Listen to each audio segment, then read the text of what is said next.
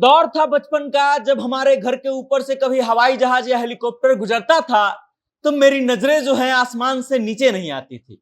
उसके पीछे का कारण था, एक तो हम छोटे थे, हमको बड़ा फैसिनेटिंग लगता था कि आखिर कोई चिड़ियों के जैसा हवाई जहाज कैसे उड़ सकता है आसमान में जो नीचे नहीं गिर रहा है। और दूसरा था कि गरीबी थी और हम हवाई जहाज को सिर्फ दूर से देख सकते थे, उसके पास जाना भी संभव नहीं था हमारे लिए। और एक आज का समय है जब हवाई जहाज की बातें होती हैं तो इस बात का जिक्र चल जाता है कि बिहार का हर जिला जो है इस बात का दावा कर रहा है कि उसके पास एयरपोर्ट होना चाहिए। पूर्णिया में एयरपोर्ट की मांग चल रही है।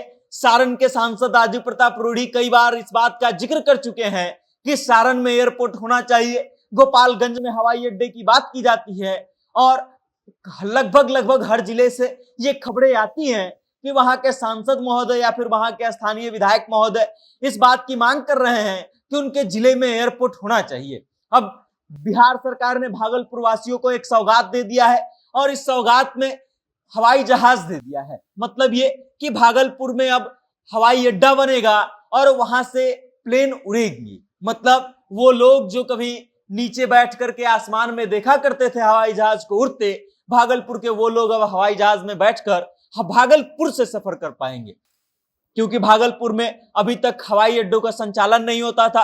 और बिहार सरकार के श्रम संसाधन मंत्री जो हैं संतोष कुमार सिंह भागलपुर में एक प्रेस कॉन्फ्रेंस किए और प्रेस कॉन्फ्रेंस में लोगों को संबोधित करते हुए, पत्रकारों को संबोधित करते हुए उन्होंने ये बताया कि भागलपुर में अगले 4 से 6 महीने के भीतर भीतर हवाई जहाज का संचालन होगा। उन्होंने बताया कि एक छोटा प्लेन जो 35 सीटर होगा उसको भागलपुर से कनेक्टिंग फ्लाइट के रूप में जोड़ा जाएगा और भागलपुर या फिर आसपास के जो भी लोग हैं, जो भी व्यवसायी हैं, जो भागलपुर से बाहर जाना चाहते हैं तो उनको सुविधा दी जाएगी। लेकिन सवाल यह है कि जब 35 सीटर फ्लाइट का संचालन किया जाएगा और चूंकि फ्लाइट छोटा है, फ्लाइट उड़ाने का खर्च बहुत ज्यादा आता है, तो फिर ये कनेक्टिंग फ्लाइट कितना सुविधाजनक होगा। क्योंकि जब फ्लाइट का खर्च अधिक आएगा, सीटें कम रहेंगी, तो यात्रियों के जेब पर इसका प्रभाव पड़ेगा और महंगा पड़ेगा। मतलब ये कि अगर आपको पटना आना होगा भागलपुर से तो आप फ्लाइट से आने के लिए जितना का टिकट लेंगे, हो सकता है कि 5 से 6 बार आप ट्रेन से भागलपुर का यात्रा तय कर लें उतने पैसे में।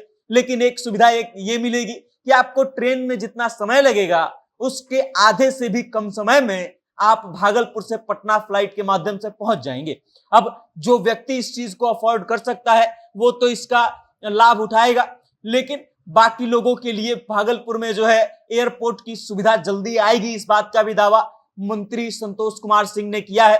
उन्होंने कहा है कि गौराडीह के आसपास जमीनों का अधिग्रहण किया जा रहा है, डीएम इस पर काम कर रहे हैं और जल्दी ही भागलपुर को अपना आधिकारिक हवाई अड्डा भी मिल सकता है। फिलहाल ये जो हवाई अड्डा बनाया जा रहा है ये कनेक्टिंग फ्लाइट के लिए ही होगा। मतलब ये कि पटना आना है तो आप उसका यूज कर सकते हैं, पूर्णिया जाना है तो आप यूज कर सकते हैं, या फिर कोई आसपास का जगह है जहां पे आप जाना चाहते हैं तो उस फ्लाइट का उपयोग कर सकते हैं, वहां से आपको कनेक्टिंग फ्लाइट मिलेगी।